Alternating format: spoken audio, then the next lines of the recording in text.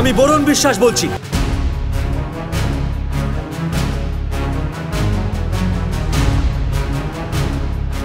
দু 2012 সালে 5ই জুলাই খুন হয়েছিলেন শুটিয়ার প্রতিবাদী শিক্ষক বরুণ বিশ্বাস। রেশম দুর্নীতিতে প্রাক্তন খাদ্যমন্ত্রী ও বর্তমান বনমন্ত্রী জ্যোতিপ্রিয় মল্লিকের গ্রেপ্তারের পর আবারও আলোচনায় বরুণ বিশ্বাস। বৃহস্পতিবার বনগাঁ আদালতে সাক্ষ্য দিতে গিয়ে ক্ষোভ ঝরে পড়ে বরুণ বিশ্বাসের দিদির গলায়। 11 বছর চলছে, 11 বছরে জুলাইতে পূর্ণ হয়ে যাবে। আজকে আমরা এই পর্যন্ত কিছু পেলাম না।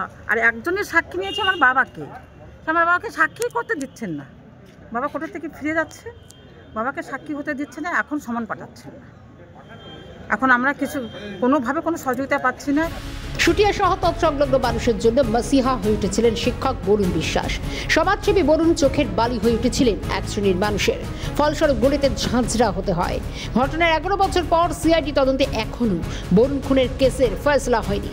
অভিযোগ, বরুণ খুনে অভিযুক্ত হিসেবে জ্যোতিপ্রিয় মল্লিকের নাম জড়ানোয় 3 কোটি টাকার মানহানির মামলাও করা হয়। সাক্ষ্য নেওয়া হচ্ছে না বরুণের বাবার, সহযোগিতা করছে না সিআইডি। অভিযোগ তুলে সিবিআই তদন্তের দাবি বরুণের পরিবারের।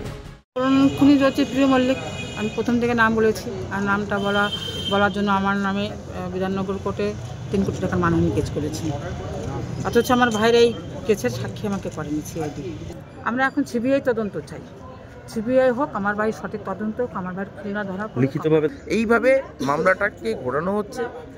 এবং বরুণ বিশ্বাসের যে পরিবারের যারা সাক্ষী আছেন, বরুণ বিশ্বাসের বাবা এই মামলায় CSW-10, তার বয়স 80 বছরের ঊর্ধ্বে। তার বয়স হয়েছে, তার স্মৃতিভ্রম হতে পারে বয়সজনিত কারণে। তাহলে অনেক আনটোল্ড স্টোরি হয়তো রিভিল করতে চাইছে না প্রসিকিউশন। এই যিনি এখন প্রসিকিউশন আছেন তিনি এবং ডিফেন্স কাউন্সিল এরা সম্পৃক্ত হয়ে গেছে। এই মামলার যে চক্রী, বরুণকে মারার যে মূল নায়ক, সেই খাদ্যমন্ত্রী জ্যোতিপ্রিয় মল্লিকের নাম এখনও পর্যন্ত ইনপুট করতে দিচ্ছে না প্রসিকিউশন সাক্ষীর মাধ্যমে।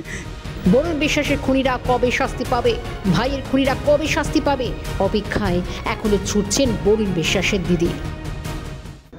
বনগাঁ থেকে জ্যোতির্ময় চক্রবর্তী, ক্যালকাটা নিউজ।